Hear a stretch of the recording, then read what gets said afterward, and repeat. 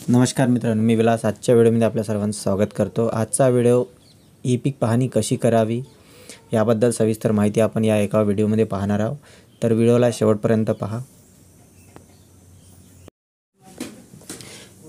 सर्वप्रथम आपल्या मोबाईलच्या प्ले स्टोअरवरती ई पीक नावाची ॲप्लिकेशन सर्च करायची आहे। माझ्या मोबाईलमध्ये आधीच ही ॲप्लिकेशन इन्स्टॉल असल्याकारणानं मला फक्त याला आता ओपन करायचे आहे।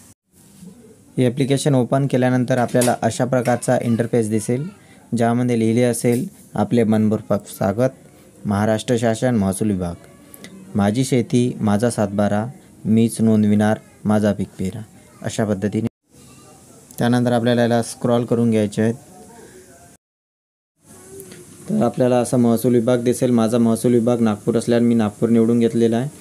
आपल्याला हंगाम दिसेल, तर हंगाम खरीप आपला संपूर्ण वर्षासाठी आहे आणि शेतकरी स्तरावरील कालावधी हा 1 ऑगस्ट ते 15 ऑगस्टपर्यंत राहणार आहे। हा विमा पूर्ण वर्षभरासाठी आहे, पण खरीपसाठी आहे। तर इतर माहिती आपण अशी लक्षात ठेवूया। त्यानंतर आपल्याला अशा पद्धतीने इंटरफेस दिसेल, त्यामध्ये लॉगिन पद्धती निवडा म्हणून सांगितले जाईल की शेतकरी म्हणून लॉगिन करायचे असल्यास किंवा इतर। तर आपल्याला शेतकरी म्हणून लॉगिन करायचे आहे। त्यानंतर आपल्याला अशा प्रकारचा इंटरफेस दिसेल, त्यामध्ये आपल्याला मोबाईल नंबर प्रविष्ट करता येईल। तर त्यामध्ये मोबाईल नंबर प्रविष्ट करून पुढे जावरती क्लिक करायचं आहे।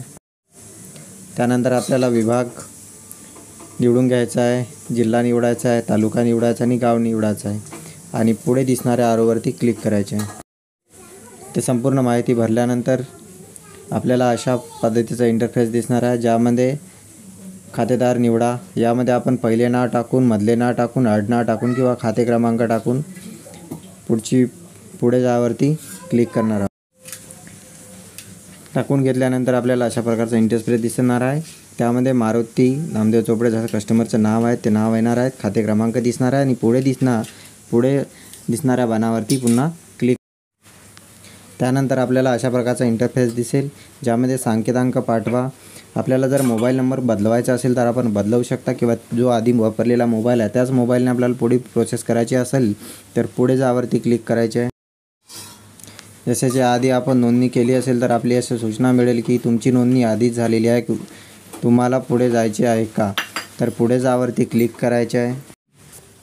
त्यानंतर आपल्याला अशा प्रकारचा इंटरफेस दिसेल, ज्यामध्ये कायम पड, चालू पड नोंदणी, पीक माहिती नोंदवा, बांधावरची झाडे नोंदवा, अपलोड, पीक माहिती मिळवा, गावाचे खातेदार पीक पाहणी।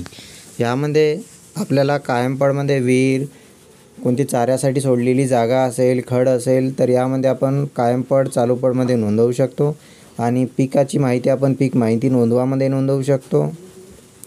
आणि बांधावर जर झाडं असेल तर बांधावर झाडाची नोंद आपण यामधून करू शकतो। अपलोडमध्ये आपल्याला काहीच करायचं नाही। नंतर पीक माहिती मिळवामध्ये आपल्याला जे अपलोड केलेले आहे, जी माहिती आपण भरलेली आहे ती पाहण्यासाठी आपल्याला पीक माहिती मिळवावरती क्लिक करून ती माहिती आपण चेक करू शकतो। आपल्या गावातील कोणी पीक पाहणी केली हे पाहण्यासाठी गावाचे खातेदार कोणी केली हे आपण गावाचे खातेदार पीक पाहणीमध्ये पाहू शकतो। जसे मला कायम पड, चालू पडमध्ये कुठल्याही प्रकारची नोंद करायची नाही, त्यामुळे मी सरळ पीक माहिती नोंदवावरती क्लिक करून पीक माहिती नोंदवणार आहे। तर मित्रांनो, पीक माहिती नोंदवामध्ये मी क्लिक केल्यानंतर असा तुम्हाला इंटरफेस दिसत आहे, ज्यामध्ये पीक पेरणीची माहिती भरा, खाते क्रमांक म्हणजे जे आपला शेतीचा खाते क्रमांक आहे तो आपल्याला टाकायचा आहे, भूमापन क्रमांक आहे जो ऑटोमॅटिक येणार आहे। त्यानंतर आपल्याला हंगाम निवडायचा आहे, खरीप हंगाम इथे निवडणार आहोत, पिकाचा वर्ग निवडायचा आहे, आपला खरीप पिकाची झाडाची नावे नोंदवा ते निवडायचं आहे आणि क्षेत्र भरायचं आहे। तुम्ही जर एकापेक्षा जास्त पीक पेरले असाल तर मिश्र पीक निवडायचे आहे। मुख्य पिकामध्ये जे तुम्हाला पीक घ्यायचे ते घ्यायचे। मी कापूस घेतला आहे, त्यानंतर जेवढ्या क्षेत्रात पेरलं ते क्षेत्र टाकायचं आहे, लागवडीचा दिनांक टाकायचा आहे। दुय्यम पिकामध्ये उरलेलं दुसरं पीक भरायचं आहे, पिकाचे नाव टाकायचे आहे आणि पेरणीची तारीख टाकायची आहे।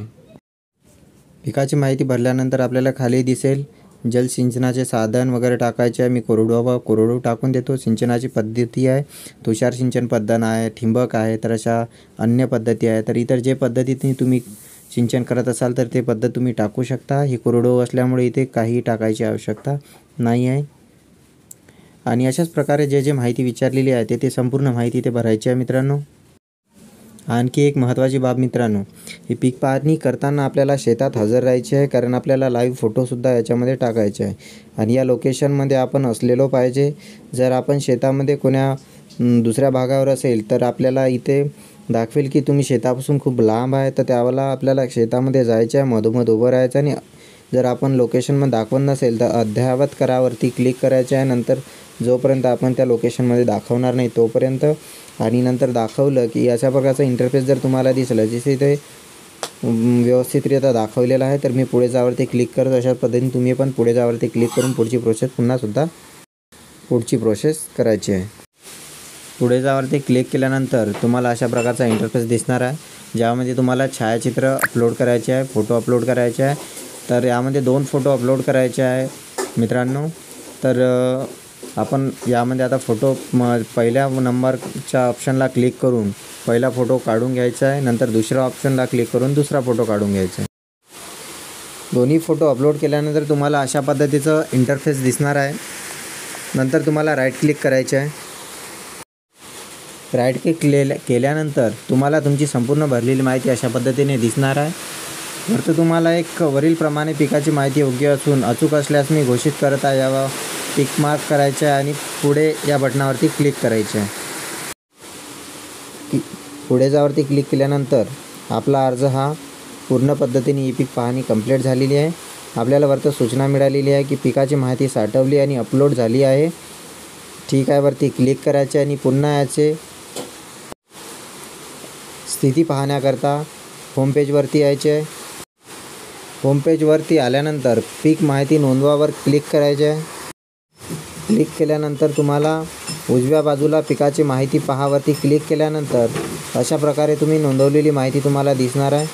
यामध्ये खाते क्रमांक, गट क्रमांक, पीक, भरलेले क्षेत्र, हंगाम, लागवडीचा दिनांक, यामध्ये तुम्हाला अर्ज देखील दुरुस्त करता येईल.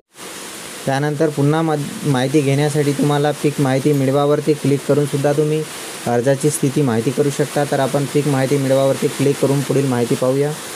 यावरती क्लिक केल्यानंतर तुम्हाला अशा प्रकारची सूचना मिळणार आहे की माहिती प्राप्त झाली आहे.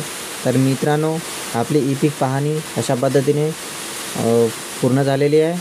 अशाच पद्धतीने तुम्ही देखील ई पीक पाहणी करू शकता. काही अडथळा आल्यास आम्हाला कमेंट करा, आम्ही तुम्हाला मदत करू. संपूर्ण व्हिडिओ पाहिल्याबद्दल आपल्या सर्वांचे धन्यवाद, आभार. अशाच पद्धतीची माहिती मिळवण्याकरता, सरकारी योजनेची माहिती मिळवण्याकरता आमच्या चॅनलला लाईक, शेअर आणि सबस्क्राईब करून ठेवा. पुन्हा भेटूया पुढील व्हिडिओमध्ये. जय हिंद मित्रांनो.